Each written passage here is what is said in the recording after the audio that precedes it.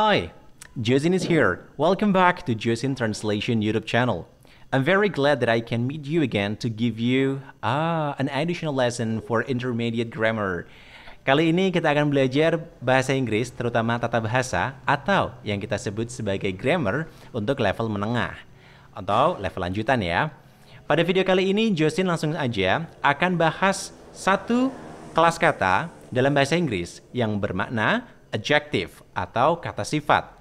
Oke, seperti yang kita tahu bahwa kata sifat itu adalah kata-kata yang menjelaskan kata benda. Kayak mobil rusak, ya. Mobil itu bendanya, rusak itu adalah sifatnya. Maka rusak ini menempel pada mobilnya.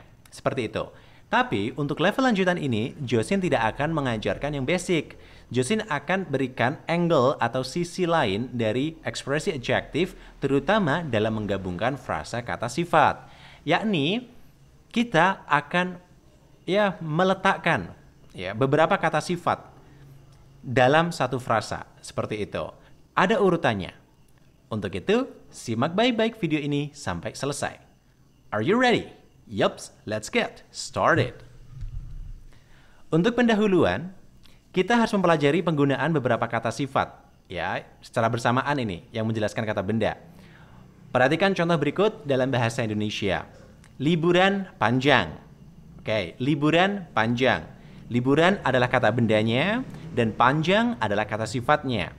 Panjang di sini untuk menjelaskan liburan hanya kita pakai satu, yakni liburan yang panjang. Pada contoh yang kedua, liburan panjang yang menyenangkan. Di sini ada dua kata sifat. Yang pertama, liburan panjang yang menyenangkan. Selain panjang, juga menyenangkan. Oke, ini pendahuluan. Satu kalimat menggunakan satu kata sifat, satu lainnya menggunakan dua kata sifat.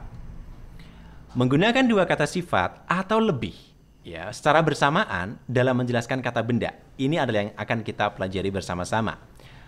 Sebelum itu, perhatikan terlebih dahulu untuk contohnya. My grandmother lives in a tiny old house. My grandmother lives in a tiny old house. Nenekku tinggal di rumah tua yang mungil. Oke, kalau kita membicara kata sifat dalam noun phrase, kita artikan dari kanan.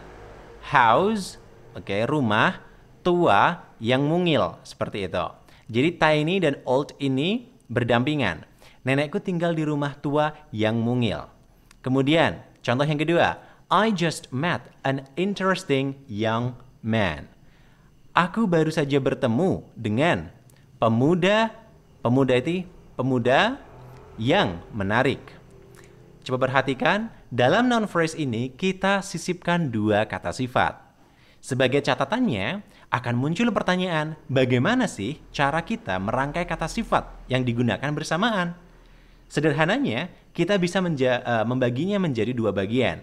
Yang pertama, kata sifat opini. Wah, ini kata sifat opini itu yang kayak mana gitu. Jadi kata sifat opini ini adalah sifat yang kita anggap sebagai asumsi belaka. Yang kedua adalah kata sifat yang fakta. Kata sifat yang menempel pada kata benda itu dan disetujui faktanya. Oke ya. Josin akan kasih contoh di sini. A nice long summer holiday. Oke, summer holiday. Ini adalah kata bendanya. Nice dan long adalah kata sifatnya. Kata nice ini berupa opini. Ini hanya anggapan kita saja. Karena baik dan buruknya kadang dua orang aja punya persepsi yang berbeda gitu. Tetapi long di sini, liburan panjang ini sudah disepakati. Kata sifat yang berujur fakta. Semua orang menyetujui bahwa summer holiday merupakan liburan yang panjang. Seperti itu. Maka biasanya kita akan taruh kata sifat opini itu di depan. Jadi kita taruh kata sifat yang berbentuk opini itu di awal, kemudian diikuti oleh kata sifat yang berbentuk fakta. Barulah kemudian kata bendanya. Oke, bagaimanapun juga, kita juga akan menyisipkan kata sifat fakta lebih dari satu. Nah, ini menarik. Kata sifat fakta yang lebih dari satu. Dalam urutannya, kita bisa berikan daftar urutannya seperti ini ya. Dan ini pun tidak mutlak gitu. Yang pertama, seberapa besar. Yang kedua, seberapa lama. Yang ketiga, warnanya apa. Yang keempat, dari mana? Kemudian bahannya apa? Lalu kemudian kata benda. Oke, contohnya begini. A tall young man.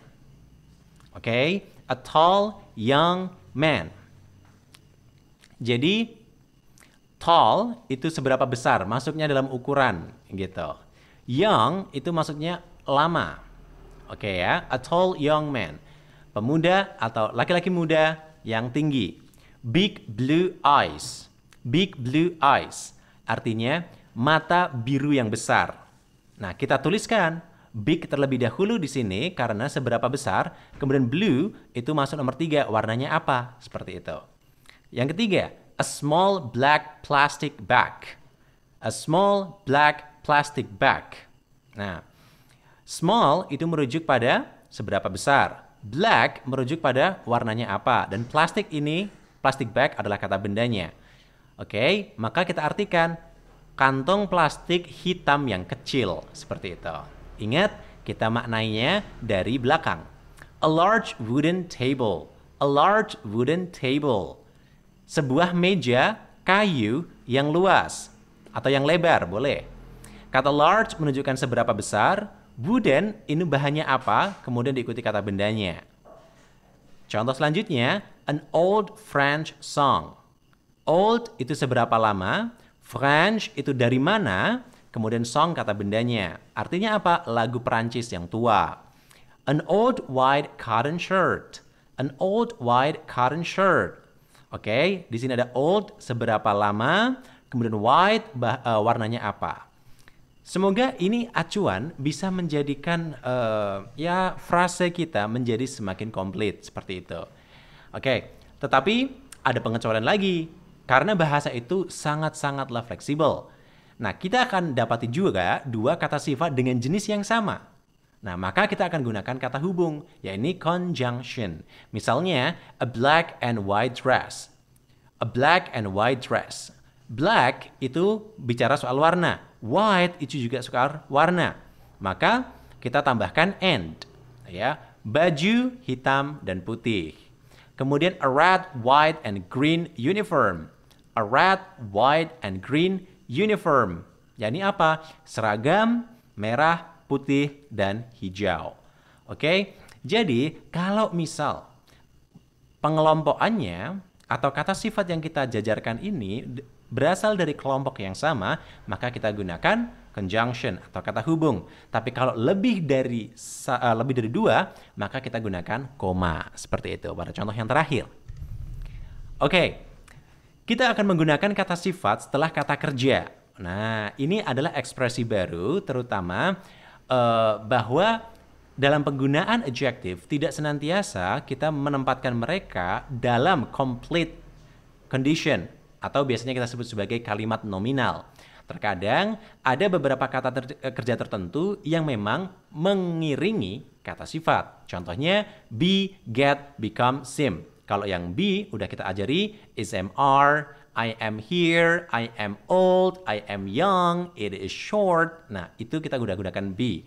Tapi di sisi yang lain, kita gunakan be dalam bentuk formatnya ketika kita menggunakan kalimat seruan. Be careful, hati-hati, gitu.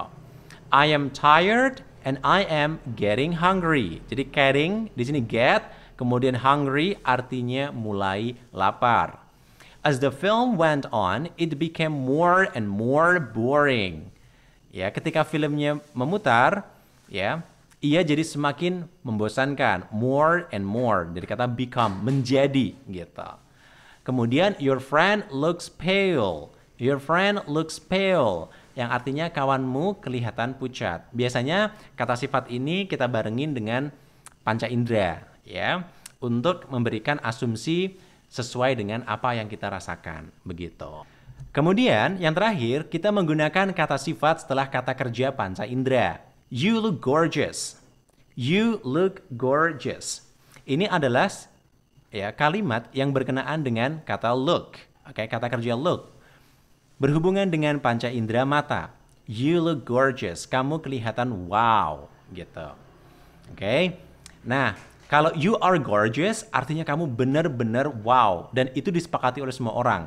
Tetapi kalau kita tambahkan look di sini, ini memberikan konteks bahwa persepsi itu muncul dari kita sendiri. Entahlah, yang lain mungkin bilang nggak begitu gorgeous gitu. Contoh yang kedua, the song sounds good. Lagunya kedengarannya enak. Menurutku ya, the song sounds good gitu. Ya, kedengarannya enak. Artinya tidak 100% enak gitu. The soup tastes nice. Sup ini rasanya enak. Menurutku rasanya enak gitu karena berkenaan dengan panca indera lidah yang kita punya gitu. Mungkin dibuat orang lain juga berbeda. Kemudian it feels hot here. Rasanya panas di sini. It feels hot here. Rasanya panas. Your body smells bad. Badanmu bau nggak enak gitu. Ini adalah beberapa contoh, 5 contoh kata sifat yang diletakkan setelah kata kerja panca indera. Oke? Nah, itu adalah penjelasan dari Joseon berkenaan dengan penggunaan adjektif, terutama urutan adjektif dalam noun phrase. Yakni ketika kita mau memberikan urutan kata sifat. Aduh, yang disusun yang mana dulu ini gitu. Nah, untuk menghindari atau memitigasi kebingungan itu, Joseon sudah berikan rumusnya. Semoga ini membantu. Mungkin itu saja yang bisa Joseon jelaskan untuk video kali ini. Dan kita akan ketemu lagi tentu saja di video yang lain, everyone. So, the last essay here. See ya, international and sociable people. Bye then. Dadah!